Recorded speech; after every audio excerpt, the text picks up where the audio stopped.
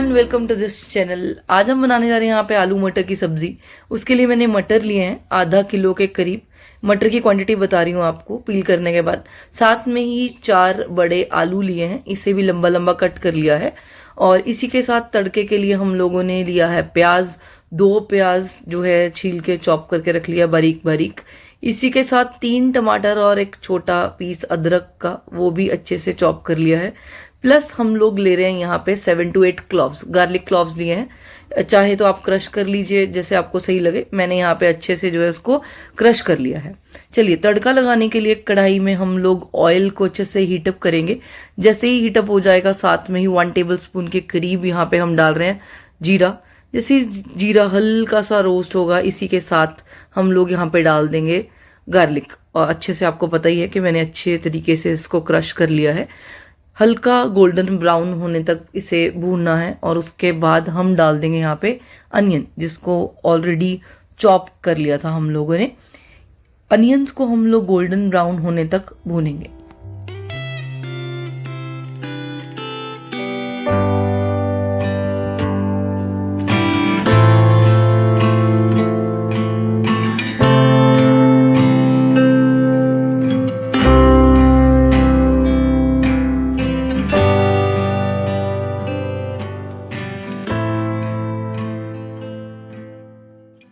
इसी के साथ हम लोग ले रहे हैं यहाँ पे 4 हरी मिर्च। और हरी मिर्च को बीच में से स्लिट करके ही मैंने यहाँ पे यूज़ किया है। आप चाहें तो प्रॉपरली रेड भी यूज़ कर सकते हैं, कुछ लोग सिर्फ ग्रीन ही यूज़ करते हैं। ग्रीन वैसे भी हेल्थ के लिए भी अच्छी है, सो मैं मिक्स करके ही डालती हूँ। तो मैंने ग्रीन चिलीज लिए यहाँ पे 4, इन्हें स्लिट कर लिया है। हल्का सा और भूनेंगे और इसके बाद हम इसके अंदर छोड़ देंगे टमाटर को।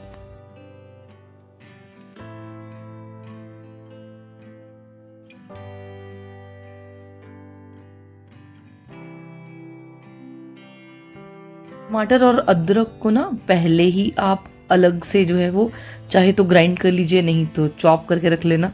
तो मैं इकट्ठा ही पीस लेती हूँ और फिर ग्रेवी में ऐड करते हैं।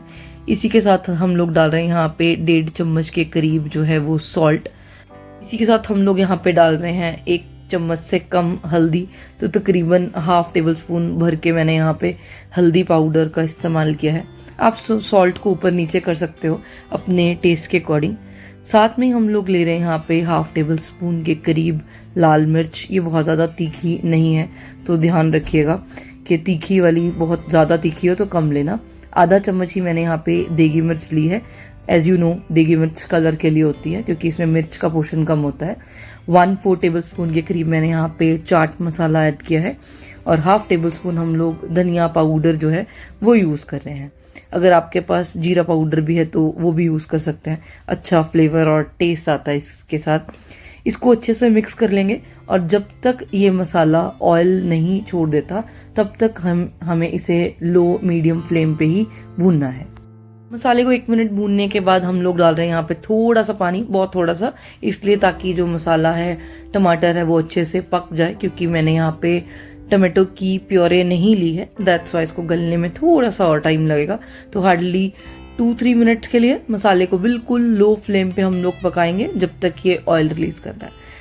टिप नंबर 1 के जब आप लोग मसाले डालते हैं सारे के सारे, मतलब जीरा डाला और अदर मसाले, जब तक हम प्याज भून रहे हैं तो हम लोग हाई फ्लेम पे ही भूनते हैं। जैसे ही मैं टमाटर ऐड करती हूँ, सॉल्ट डालने के बाद मैं बिल्कुल लो फ्लेम पे कर देती हूँ गैस को। उससे क्या होगा, अच्छे से आपका मसाला कुक हो जाता है।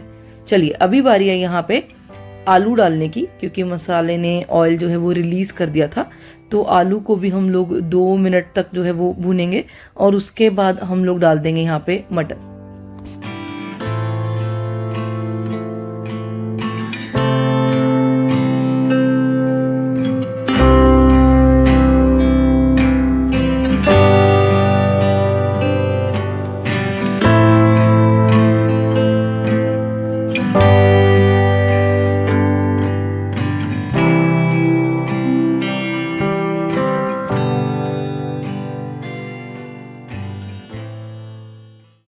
आलू को 2 मिनट भूनने के बाद अभी हम डाल रहे हैं यहाँ पे मटर, जिसको हमने ऑलरेडी वॉश कर लिया था।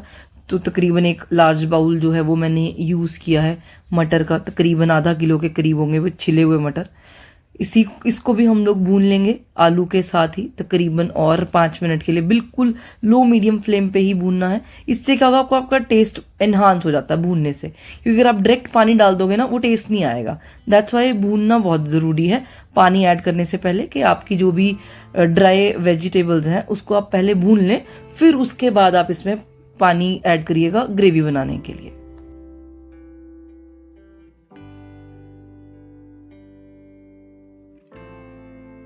देखिए मसाला ना कहीं पे भी कढ़ाई में नीचे स्टिक नहीं हुआ है, और ऑयल भी प्रॉपर पोर्शन में ही यूज़ किया हमने।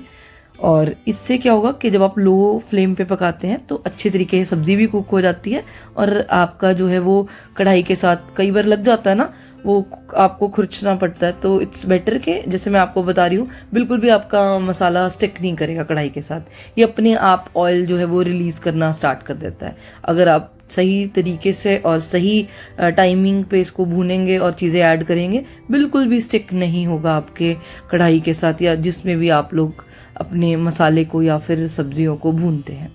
चलिए, इसे भूनते हुए 4 से 5 मिनट हो गए थे, और अभी ग्रेवी बनाने के लिए मैंने यहाँ पे 3 ग्लास पानी का इस्तेमाल किया है। इसे भी अच्छे से चला लेंगे और फिर हम लोग ढक के पकाएंगे बिल्कुल लो मीडियम फ्लेम पे ही, तकरीबन 15 से 20 मिनट के लिए।